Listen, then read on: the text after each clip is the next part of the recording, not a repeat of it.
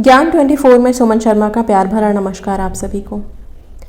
आज मैं प्रदोष व्रत के बारे में बताने जा रही हूँ। 11 जुलाई को प्रदोष व्रत है, सोम प्रदोष व्रत है और ये सारे प्रदोषों में बहुत ही ज़्यादा फलदायी सोम प्रदोष व्रत है क्योंकि ये सोमवार को पड़ रहा है। प्रदोष व्रत में शंकर जी और पार्वती माँ की पूजा अर्चना का विधान है, उनकी पूजा अर्चना की जाती है। आप सभी अपनी अपनी मनोकामनाओं की पूर्ति के लिए सोम प्रदोष व्रत कर सकते हैं।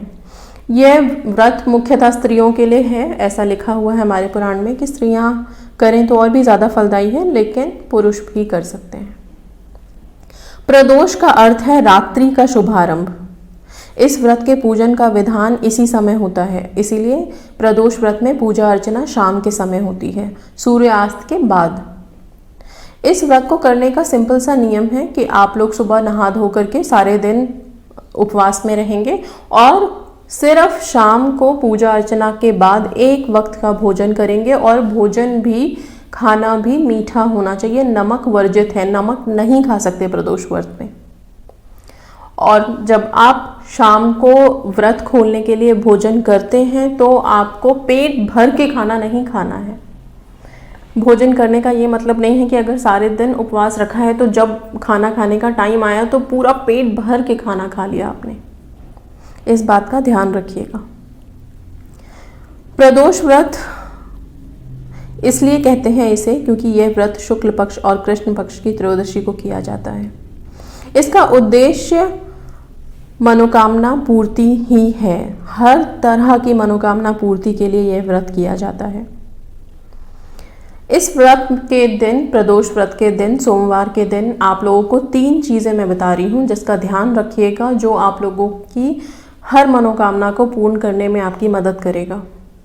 सबसे पहले 11 तारीख को हो सके तो आप 108 बार Shiva magic begin now, English में अगर आप 108 बार लाल रंग के कलम से सुबह से लेकर शाम तक के टाइम में किसी भी वक्त 108 बार शिवा मैजिक बिगिन नाउ लिखते हैं, लिखना है, ध्यान रखिएगा। लिखने के साथ साथ बोलना भी है, मतलब जाप भी हो रहा है और आप लिख भी रहे हैं। इन दोनों काम को करते समय आप अपनी मन की इच्छा, जो आप चाहते हैं कि मेरी मनोकामना पूरी हो जाए, वो इच्छा मन में रखते हुए आपको ये लिखनी है और इसका चमत्कार आपको दिख जाएगा। ठीक है। लिखने के बाद इस पन्नों का क्या करना है, तो आप इन पन्नों को चाहें तो संभाल के रख सकते हैं क्योंकि इसमें सिर्फ आपने स्विच वर्ड लिखा है, आपकी विश कहीं लिखी हुई नहीं है, तो कोई पढ़ ले देख ले, उससे आपको डरना नहीं है। ठीक है।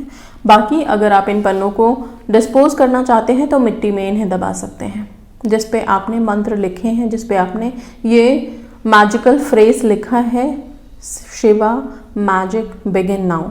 जो लोग हिंदी में लिखना चाहते हैं तो हिंदी में जो सबसे बड़ा मंत्र है वो सिंपल सा है, ओम नमः शिवाय। ओम नमः शिवाय आप 108 बार लिखिए, लाल रंग के कलम से लिखिए और अपनी अपनी मन की इच्छा पूरी होते हुए या प्रार्थना कीजिए या फिर विजुअलाइज कीजिए, देखिए, उसको सोचिए। ठीक है। जो लोग व्रत में हैं वो भी यही काम करेंगे, जो व्रत नहीं रख सकते हैं, नहीं रख पाते हैं, वो भी ये काम करेंगे। और हो सके तो ये जो लिखने का काम है ये रात के समय ही कीजिएगा क्योंकि प्रदोष का मतलब ही है रात्रि का पहर। तो रात जब हो जाए, जब शाम के बाद अंधेरा हो जाए, रात हो जाए, तब आप ये काम कीजिए। 108 बार आप ओम नमः शिवाय या शिवा मैजिक बिगिन नाउ लिखिए और अपनी अपनी विनती प्रार्थना अपने मन में सोचिए कि वो पूरी हो गई है, इस कृपा के साथ लिखिए। इसके साथ साथ प्रदोष का ये जो व्रत है इसकी कथा भी है। इसकी कथा मैं सुना देती हूँ। आप लोग, ऐसा नहीं है कि जब हम व्रत रखते हैं तभी हमें कथा सुननी चाहिए, कथा कभी भी ज़रूर सुन लेनी चाहिए। और जब आप प्रदोष से रिलेटेड कोई उपाय कर रहे हैं, कोई काम कर रहे हैं, पूजा कर रहे हैं, उससे पहले आपको कथा पता होनी चाहिए। क्यों? क्योंकि वही कथा आपके मन में विश्वास जगाएगी और सारा खेल विश्वास का है। जब तक आपके मन में पूरा विश्वास नहीं होगा, और विश्वास कैसे जागता है, जब हम कोई प्रूफ देख लेते हैं, जब हमें कोई प्रमाण मिल जाता है कि हाँ ये व्रत करने से किसी को फल मिला है। और सबसे सत्य और असली प्रमाण होते हैं हमारे पुराने ज़माने के, पुराने पौराणिक जो कथाएं होती हैं उससे हमें मिलता है। तो आते हैं इस कथा पे। आपको भी मैं ये कथा सुना देती हूँ, बहुत छोटी सी कथा है पर ध्यान से सुनिएगा। प्राचीन काल की बात है, एक ब्राह्मणी अपने पति के स्वर्गवासी हो जाने पर विधवा होकर इधर उधर भिक्षा मांगकर अपना तथा अपने पुत्र का जीवन निर्वाह करने लगी। वह अपने पुत्र को लेकर प्रातः निकलती और रात्रि को घर लौटती। एक दिन उसे विदर्भ देश का राजकुमार मिला, जो अपने पिता की मृत्यु के कारण इधर उधर मारा मारा फिर रहा था। ब्राह्मणी को राजकुमार पर दया आ गई। वह उसे अपने साथ घर ले आई और अपने पुत्र के समान ही उसका भी पालन पोषण करने लगी। एक दिन दोनों बालकों को लेकर शांडिल्य ऋषि के आश्रम में गई। ऋषि से भगवान शंकर के पूजन की विधि जानकर वह लौट आई और प्रदोष व्रत करने लगी। एक दिन दोनों बालक वन में घूम रहे थे। उन्होंने वहां गंधर्व कन्याओं को क्रीड़ा करते देखा। ब्राह्मण कुमार तो घर लौट आया, किंतु राजकुमार अंशुमति नामक गंधर्व कन्या से बात करने लगा। वह देर से घर लौटा। दूसरे दिन भी उसी स्थान पर राजकुमार पहुंच गया। अंशुमति अपने माता पिता के साथ बैठी हुई थी। माता पिता ने राजकुमार से कहा कि भगवान शंकर की आज्ञा से हम अंशुमति का विवाह तुम्हारे साथ करेंगे। राजकुमार शादी के लिए तैयार हो गया। दोनों का विवाह हो गया। उसने गंधर्व राजा विद्रविक की विशाल सेना लेकर विदर्भ पर अधिकार कर लिया।